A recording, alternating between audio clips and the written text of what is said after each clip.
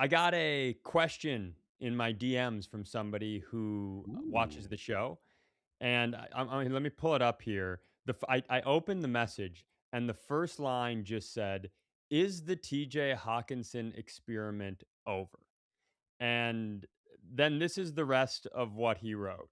Hawkinson is in the last year of his deal, and even though he's only 28, he looked slow and not like his former self since returning from the injury. If you had to bet all your money on this being a big comeback year for him or the oh no, he's cooked year, what do you bet on? I think this is going to be a comeback year for him because mostly because of just what we know about ACL injuries. Most people can come back from an ACL and be cleared to play within 10 months, right? 9, 10 months. But when you talk to anybody that has an ACL injury, when do they feel the most explosive and they feel truly 100%? It's at least 18 months to 2 years. So I look at last year as I don't think that he lost a step. I think he was really just still coming back from the ACL. Things aren't just your hamstrings aren't popping the way they should be, and all your leg muscles aren't like ready to go. And yeah, you're cleared to play, and the ACL itself is repaired. You're just not explosive. So I expect all of that explosiveness to come back this year. And I do expect that it's going to be Kyler Murray throwing the football. And it's funny because there's a tale of two Kylers when you look at his love of tight ends. Early in his career, when he was with Cliff Kingsbury, his first 4 years, you could make the argument that look, it's not he didn't like his tight ends.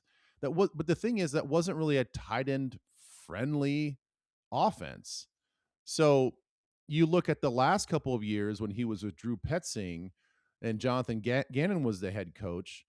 Now you have much more of a true like pro style offense. And then you saw what he did with Trey McBride 2 years ago when he played the full season, and he absolutely loves tight ends. So then the argument becomes, well, is Trey McBride better than Hawkinson or vice versa? Where are they at comparatively? Trey is very good. Trey is very good. I get it. But as far as like having a comeback year, I just think having a quarterback like Kyler versus having JJ last year and Carson Wentz last year is just going to be markedly different. Yeah, I, I'm gonna cheat the question. I'm not gonna answer the question directly. I'm going to pose a different question that's in line with it. To Okay. me, it's not about cooked or comeback. It's about production versus impact. Because I if you ask me, do I think he's going to have his most productive year as a Viking, put up his biggest number of targets, catches, yards, and touchdowns? I don't think that. I'm not necessarily tying that to being cooked, but I just don't see that happening.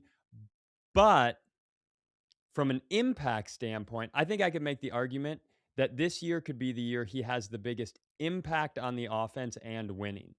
And I think we've talked about this before, but I think a lot of people look at the Jauan Jennings signing and they go, Jauan is so good. He almost can play, like you said, the tight end style role in the 12 personnel. He's so incredible on third down. You go, does that cannibalize opportunities from Hawkinson? Maybe, but I almost think if this you said the quarterback, I will say in addition, if this O line is healthy and protecting, you have all these weapons that you have to account for. And now on third down, if Jennings is out there, I see Hawkinson being that release valve that's like almost this constant ultimate backbreaker for the opposing team. Like if you're rooting against the Vikings, if your defense is playing them, when Hawkinson catches the ball, I think it's going to be in this moments where you're like, son of a bitch.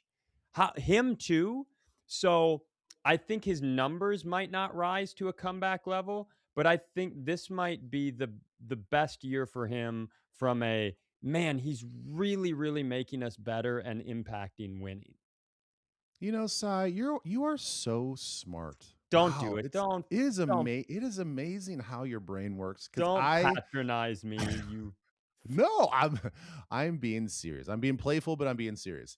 I really think that I think that you're very accurate in your assessment of how I think he's gonna play into this season because there's only one football. We know that we're going to have, you're going to have some outlets to the running backs. You've got Jets, you've got Addison, now you got Jennings. So, like, look, is he going to come out and have a Trey McBride sort of year where he has what 147 targets and Yeah. maybe 1,000 yards receiving? No, but is the impact going to be there?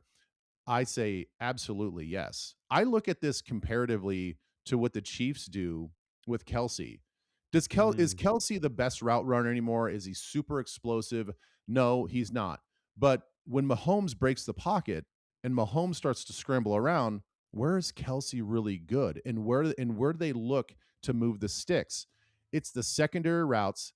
It's a linebacker that's hugging his hip, that's kind of watching Mahomes, and all of a sudden you're going to see him just break left or right and get open, and he's going to move the chains for 8 yards. So that's impact, not so much production at the end of the game. He might have 3 or 4 third down conversions, but only have 27 yards.